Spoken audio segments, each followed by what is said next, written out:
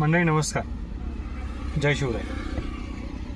काही दिवसातच आता इलेक्शन आहे आणि या 2026मध्ये जसं वर्ष बदललं तसं काही बदल होतो तसं पाहायला मिळालं. काही दिवसापूर्वी एक दुःखद घटना घडली, चांगला नेता महाराष्ट्रानं गमावला. आता इलेक्शन आहे.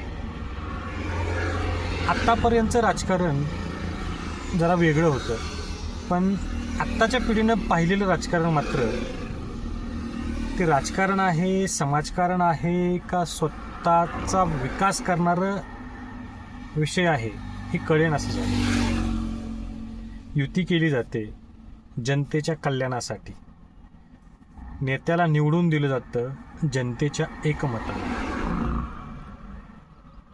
आज कुठला पक्ष कुठं जातोय, एका रात्रीत एखाद्या पक्षाला जाऊन मिळतोय. कालचा कार्यकर्ता ज्याचा नारा करत होता दुसऱ्या दिवशी त्याला दुसऱ्याच पक्षाचा नारा करावा लागतोय. इथं कार्यकर्ताच एकमेकाशी भांडतोय, नेता मात्र खुर्चीला खुर्ची, मांडीला मांडी लावून फिरतोय. सर्वसामान्य जनतेचा पूर्णपणे सर्वसामान्य जनतेला इथं त्रास होतो. शेतकरी प्रवर्ग किंवा इतर प्रवर्ग या सगळ्या गोष्टीमध्ये पूर्णपणे होरपळून जातोय. ही लोकशाही लोकांनी निवडून द्यायचं आहे, लोकमतानं एका रात्रीत पैसा वाटला जातोय आणि लोकांना डायव्हर्ट केलं जातं.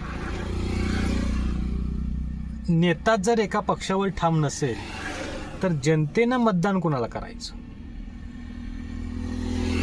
नेत्याला पाहून मतदान करायचं का विकास पाहून मतदान करायचं का त्या पक्षाला मतदान करायचं? ज्यानं ज्याच्याशी युती करायची नाही तो त्याच्याशी युती करतोय कारण सत्तेत येण्यासाठी, आणि सत्तेत आल्यानंतर जनतेचा विकास दूर, इथं स्वतःचा विकास केला जातो जनतेच्याच पैशावरती. का हो? हे राजकारण की समाजकारण का स्वतःचा विकास? कळायला मार्ग नाही.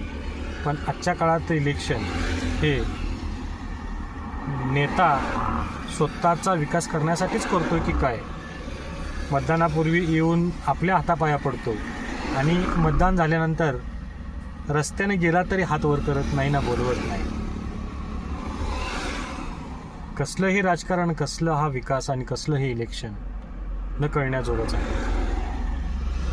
आमच्या पिढीनं मात्र काही वेगळंच राजकारण पाहिलं हे नक्कीच. भेटूया पुढच्या वेळी.